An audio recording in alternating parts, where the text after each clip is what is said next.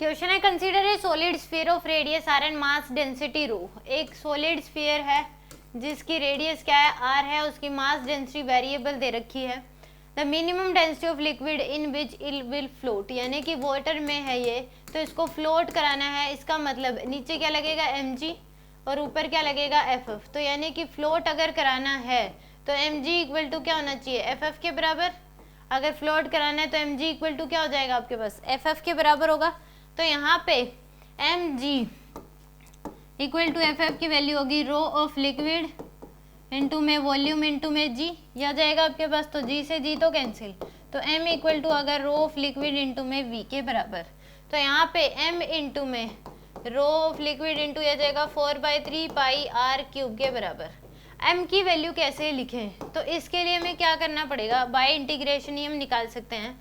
यहाँ से क्या कर लो कि एक आप r डिस्टेंस पे, स्मॉल r डिस्टेंस पे एक स्फीयर ऐसे कंसीडर कर लो जिसकी थिकनेस दे ली आपने dr के बराबर। क्या ले ली, dr, तो इसका मास भी क्या हो जाएगा dm के बराबर।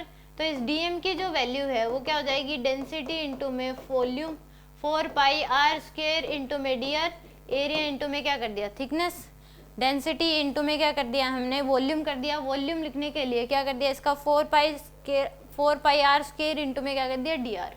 तो ये आ गया आपके पास, क्योंकि इसकी थिकनेस है dr और एरिया लिख दे तो वॉल्यूम आ जाएगा। तो dm इक्वल टू आ गया आपके पास 4πr² इंटू में dr के बराबर। अब दोनों साइड इंटीग्रेट कर दो, ये 0 से m, तो यहाँ से इंटीग्रेट कर दो 0 से r, तो m इक्वल टू आ जाएगा आपके पास रो 4π, ये तो कांस्टेंट है, सॉरी रो तो वेरिएबल है। अब रो की वैल्यू क्या दे रखी है, पुट कर लो, 4π कांस्टेंट है यहाँ पे। रो की वैल्यू हमें दे रखी है इंटेंसिटी रो नोड इंटू में 1 minus small r² by capital R² into में स्मॉल r² इंटू dr। तो यहाँ से m इक्वल टू आ जाएगा 4π रो नोड इंटू में स्मॉल r² माइनस का r⁴ divide by r² into में dr। यह आएगा आपके पास मास की वैल्यू। तो m इक्वल टू आ जाएगा 4π रो नोड, इंटीग्रेट करना है हमें इसको, इंटीग्रेट r² dr और लिमिट पुट करोगे 0 से capital R minus integrate r⁴ divide by r² 0 से कैपिटल R dr। तो यहाँ से हमारे पास m की वैल्यू आ जाएगी 4π रो नोड इंटू में, इसका इंटीग्रेट करोगे r⁴ डिवाइड बाई 3, लिमिट 0 से capital R minus r⁵ divide by 5r² 0 से कैपिटल R। तो ये आ जाएगी 4π रो नोड इंटू में r³ माइनस का r⁵ डिवाइड बाई 5r², तो आ जाएगा r³ बच जाएगा। तो यहाँ से अगर हम देखें तो m इक्वल टू आ जाएगा आपके पास 4π रो नोड इंटू में एलसीएम ले लो 15, तो आ जाएगा 5r³ माइनस 3r³। तो यहाँ से 4π रो नोड इंटू में आ जाएगा 2r³ डिवाइड बाई 15।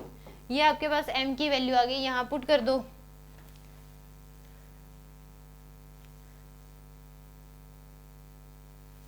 यहाँ पुट करेंगे तो m की वैल्यू 4π रो नोड इंटू में 2 capital R³ divide by 15 equal to rho l into 4/3 pi capital R³।